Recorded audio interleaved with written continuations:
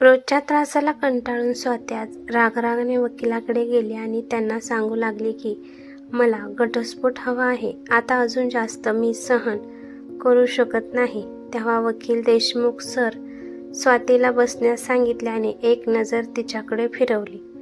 स्वातीकडे बघून वाटत होते की साधारण 35 वर्षाची होती. तिच्या राहणीमानानुसार एका चांगल्या कुटुंबातील ती वाटत होती.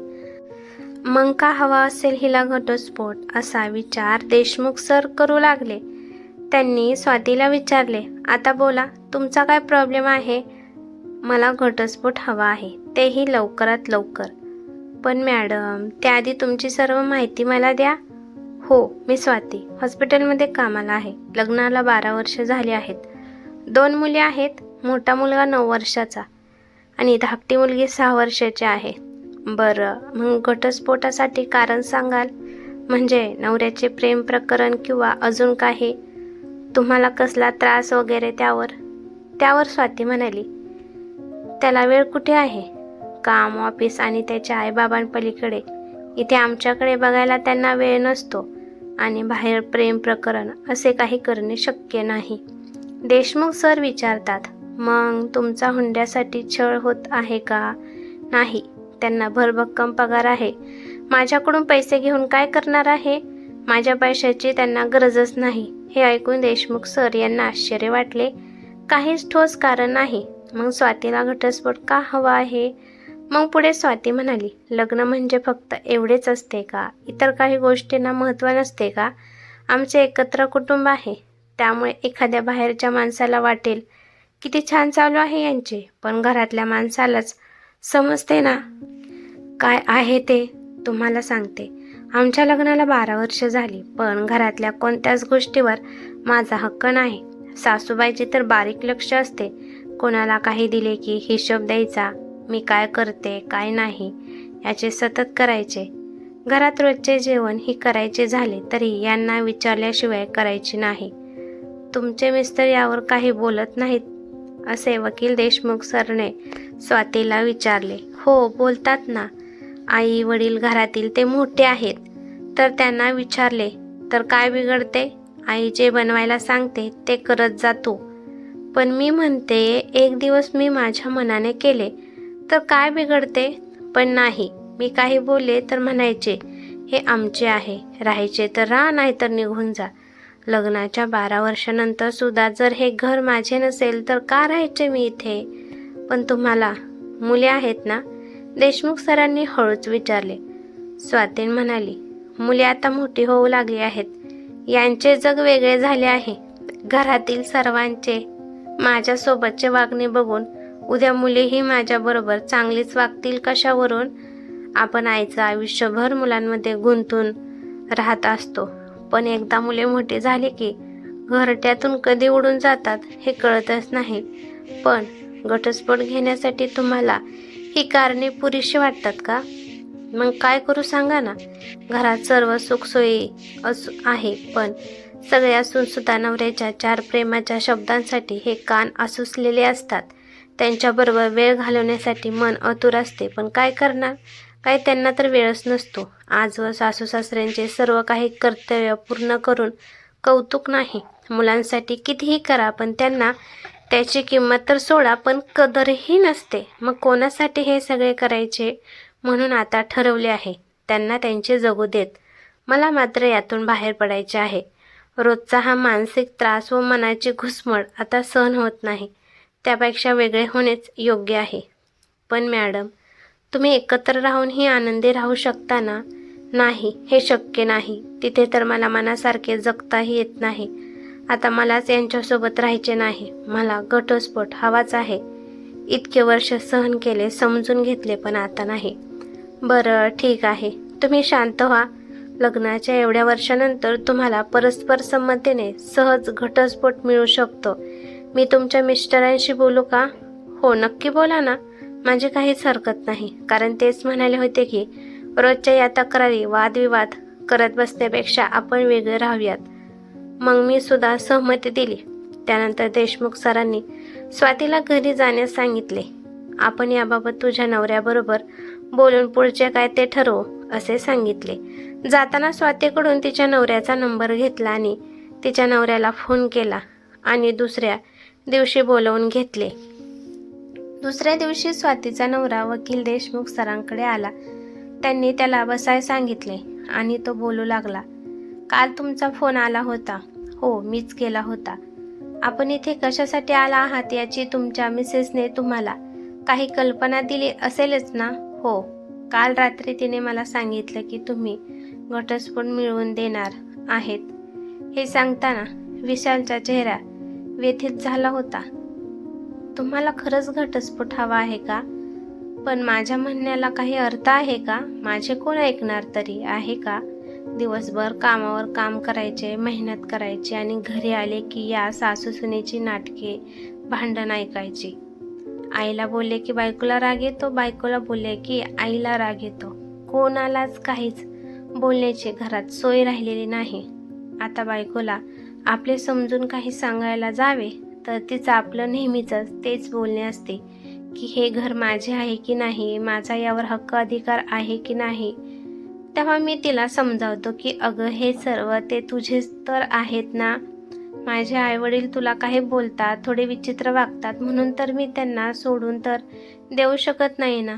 पण तिने पण ऐकायचं नाही असं ठरवलंय. काय बोलणार कोणाला? त्या घरात जराही शांतता नाही.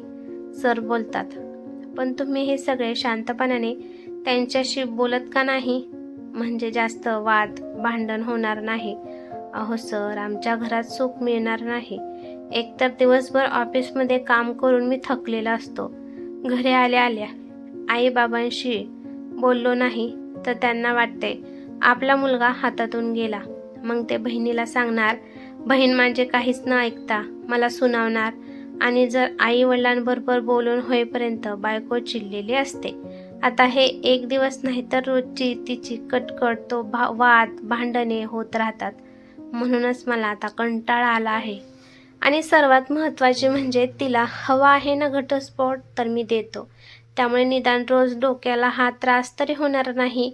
घरातील सगळ्यांना सुखवस्तू व चांगले आयुष्य मिळावे म्हणून मी किती मेहनत कष्ट घ्यायचे, दिवसभर ऑफिसमध्ये काम करायचे आणि मुलांना जे हवे आहे ते घेऊन द्यायचे. पण यांना साधा चांगला अभ्यास करायला नको, तर मुलांचे अभ्यासात लक्ष नाही.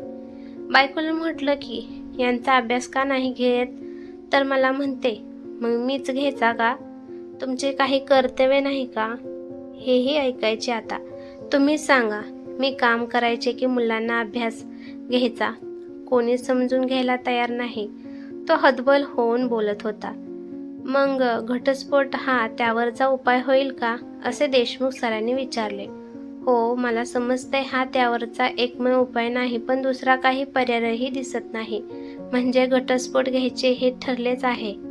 मग मी कागदपत्रे बनवायला घेतो. तुमच्या बायकोला सांगितल्याप्रमाणे तुमची संमती असेल तर घटस्फोट व्हायला जास्त वेळ लागणार नाही, वकील म्हणाले. त्यावर काही न बोलताच व कोणतीही प्रतिक्रिया न देता स्वातीचा नवरा विशाल तेथून उठला. दुसऱ्या दिवशी विशाल नेहमीप्रमाणे कामाला गेला होता. तेव्हा विशालला त्यांच्या मुलीचा फोन आला. ती रडवलेल्या आवाजात बोलत होती. बाबा, आई कसे तरी करत आहे, मला भीती वाटत आहे, प्लीज लवकर या ना. तेव्हा विशालने हो आलोच, तू काळजी करू नकोस.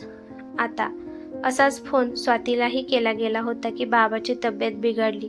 ते ऐकून तेव्हा ती सुद्धा घाबरून लगेच घरी आली. व जेव्हा स्वाती घरी पोहोचली तर देशमुख सर मुलांसोबत आणि त्यांच्या आजी आजोबांसोबत बोलत होते. त्यांना पाहून स्वाती विचारते, तुम्ही इथे कसे काय आणि विशाल कसे आहेत? स्वाती घाबरलेल्या आवाजात बोलली. इतक्यात विशालही स्वातीला काही झाले की काय या काळजीने घाईनेच घरी आला आणि घरी येऊन पाहतो तर स्वाती तर इथे व्यवस्थित आहे. मग विशाल रागातच आपल्या मुलीला म्हणाला, काय झाले होते? तू मला असा फोन का केलास? तेव्हा वकील म्हणाले, तुम्ही दोघेही जरा शांतपणाने माझे ऐकाल का? तुमच्या मुलांना माझे कार्ड मिळाले होते, जे बहुतेक तिथेच ठेवले होते आणि तुमचे घटस्फोटाविषयी चाललेले बोलणे त्यांनी ऐकले होते. तेव्हा मुलांनी काळजीने आजी आजोबांसोबत बोलून मग मला इथे बोलावले. त्या सगळ्यांनाच तुमच्या निर्णयाचा खूप धक्का बसला आहे. हे ऐकून स्वाती व विशालने मान खाली घातली. तेव्हा स्वातीची सासू अस्वस्थपणे बोलू लागली की, स्वाती, माझे खरेच चुकले ग. माझा संसार झाला, तुला तुझा संसार करू द्यावा हे लक्षातच आले नाही बघ. कधी मला सतत वाटायचे तू अजून लहान आहेस, तुझ्याकडून चुका होऊ शकतात, पण चुकांमधून तू शिकणार हे काही जाणवलेच नाही. अरे विशाल, तुझ्या मनाची घालमेल, तुझे प्रेम, तुझी काळजी, ओढ मलाही समजलीच नाही. आजूबाजूला आईबापांपासून दुरावलेली मुले बघितली की आणि आईवडिलांना सोडून गेलेली मुले पाहिली की असं वाटायचं, आज ना उद्या तूही असा वागलास तर आमचे कसे होणार. म्हणून आमच्याकडून नकळतपणे तुझ्यावर अन्याय झाला. आम्ही तुला त्याच भावनेने समजू शकलो नाही आणि आमचा काळ वेगळा होता. आईवडिलांचा सांभाळ करणे हे कर्तव्य समजायचो, पण आताच्या पिढीचे असे नाही. आजकाल खूप काही गोष्टी कानावर पडतात, त्यांचाच परिणाम आमच्या मनावर झाला आणि त्यातून आम्ही तुला समजण्यात, समजून घेण्यात चूक केली. पण खरंच मनापासून माफ कर तुझ्या आईवडिलांना. आता यापुढे तुम्हाला आम्ही त्रास देणार नाही, घरात वाद भांडणे होणार नाहीत आणि स्वातीलाही कोणत्याही प्रकारे बंधने लादणार नाही. पण तुम्ही वेगळे होऊ नका, असे विशालचे आईवडील बोलत होते. तेव्हा त्याची लहान मुलेही भावूक होऊन बोलू लागले की, हो खरंच आई बाबा, आम्हाला तुम्ही दोघेही हवे आहेत. आमच्या वर्गातला ओम सतत रडत असतो, त्याचे आई बाबा एकत्र राहत नाही, म्हणून प्लीज आई बाबा तुम्ही वेगळे होऊ नका. रडणाऱ्या मुलांना स्वातीने जवळ घेतले आणि बोलू लागली, शांत व्हा, असं काही नाही होणार. मग देशमुख सरांनी मुलांना अभ्यास करायला रूममध्ये पाठवले व विशालच्या आई वडिलांनाही आतमध्ये आराम करण्यास सांगितले.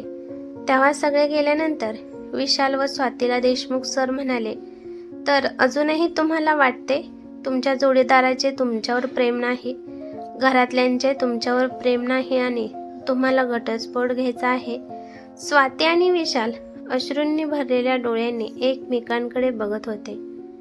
तुमचा संवाद कमी झाला आहे आणि कसे आहे, प्रत्येकाने पोटासाठी काम करायलाच हवे, पण ते करताना तुम्ही तुमच्या बायकोला गृहीत धरू लागलात. विशाल, तुम्ही जसा तिच्यावर हक्क दर्शवत होता तसे नवरा म्हणून सुद्धा काही कर्तव्य, जबाबदारी असते, हे मात्र तुम्ही विसरलात. आणि स्वाती, तुम्ही खरे तर नवरा बायकोचे हे नाते खूप नाजूक पण तितकंच कणखर मजबूत असते, पण तुम्ही त्यांना समजून घ्यायला कमी पडलात. ते जर कुटुंबासाठी सतत झटत असतील, काम करत असतील, तर आपण त्यांना सपोर्ट करायचा, समजून घ्यायचे की त्यांना सोडून जायचा, हा विचार तुम्ही करायला हवा.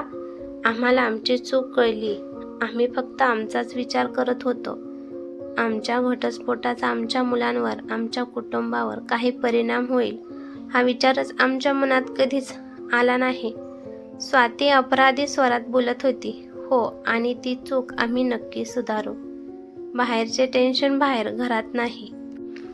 काम जितके महत्त्वाचे तितकेच कुटुंबाला वेळ देणेही महत्त्वाचे आहे, हे मी विसरूनच गेलो होतो, विशाल बोलला. पण खरंच तुम्ही आम्हाला छान समजावून सांगितले, त्याबद्दल तुमचे मनापासून धन्यवाद. स्वातीने देशमुख सरांचे आभार मानले. आजकाल घटस्फोटाचे प्रमाण अतिशय वाढलेले दिसते, मग ते नुकतेच लग्न झालेले असो व लग्नाला कितीतरी वर्ष उलटलेले असो. नवरा बायकोचा अहंकार व एकमेकांना समजून न घेणे हेच कारण असते. नात्यात प्रेम जरी असले तरी बाकीच्या गोष्टीचे पारडे जड झालेले असते. घटस्फोटाच्या केसेसमध्ये काही सोडली तर बऱ्याच वेळेस घटस्फोटाची कारणे क्षुल्लक असतात, पण ती जर सोडवली तर संसार नक्की सुखाचा होऊ शकतो. मग घटस्फोट घेण्याची गरजच पडणार नाही आणि घटस्फोट नंतरचे आयुष्य चांगलेच असेल असे नाही. त्यापेक्षा आहे त्या जोडीदाराबरोबर जुळवून घेण्यात शहाणपणा आहे. घटस्फोट घेण्यासाठी खरंच सबळ कारण नसेल तर जोडीदाराला वेळ द्या, संवाद साधा, कारण बऱ्याच गोष्टी केवळ संवादाचा अभाव असल्याने गैरसमज वाढतात व नात्यात दुरावा येतो. ही कथा कशी वाटली ते मला कमेंट करून नक्की सांगा. कथा आवडली तर लाईक शेअर नक्की करा आणि चॅनेलवरती नवीन असाल तर चॅनेलला सबस्क्राईब करा. धन्यवाद.